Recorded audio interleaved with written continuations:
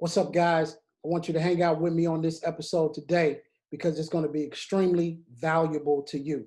Welcome to Going Home with Erick and Nicole. Let's go.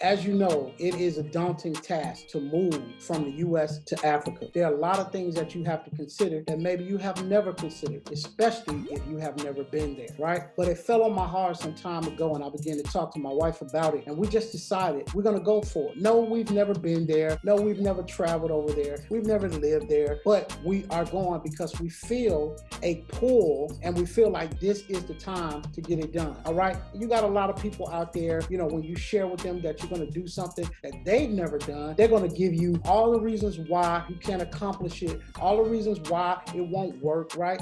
But the fact of the matter is, you can do anything that you put your mind to, all right? So some of you all want to know, is God in control or are we beings of choice? The Most High is in control, right? And we are also beings of choice. We can make whatever decisions that we want to make. But what I want you to understand is that should not be the question whether the Most High is in control or not. What should be the question is, how is he in control? By laws that he's put in place. A law is irrefutable, meaning that when you apply that law the same way, you're going to get the same result every time. Something that you may be more familiar with is algorithms. Yeah, he created algorithms, right? He don't make the sun rise every day. He don't bring the stars out at night. He don't move the moon into place physically every single night, right? He's created algorithms, and those algorithms run succinctly with what he desires for them to do. So the sun comes up when it needs to come up. The moon comes up when it needs to come up. Stars come out when they need to come out. All right. So when I made a decision, I started with the things that I could do, right?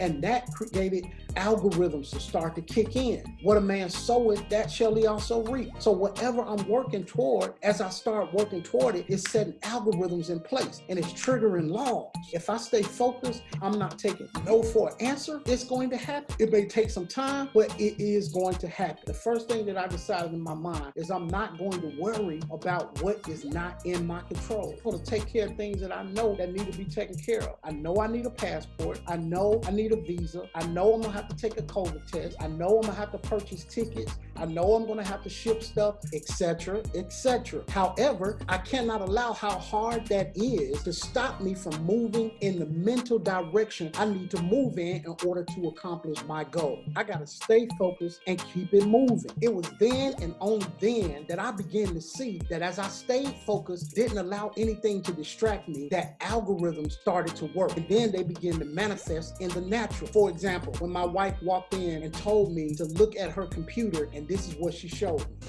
Just wanted to give you an update. Your tickets to Banjul have been issued. As of now, your recommended check-in time with the airline is 11:20 a.m. I am so excited. This is our ticket, and it is so official now.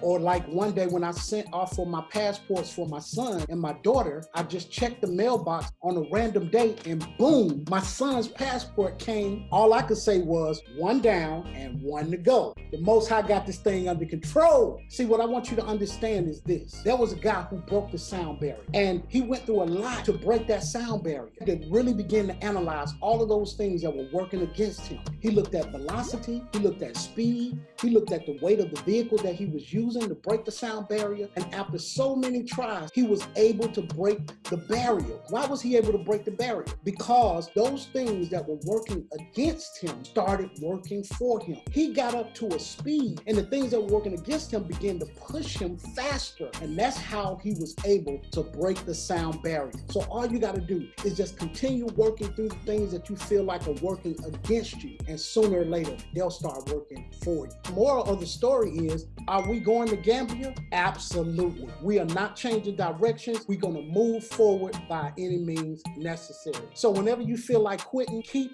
pushing until you begin to see some physical manifestations that algorithms are working in the spirit realm. And if you stay on track, you'll begin to see some physical manifestations that some spiritual activity is taking place.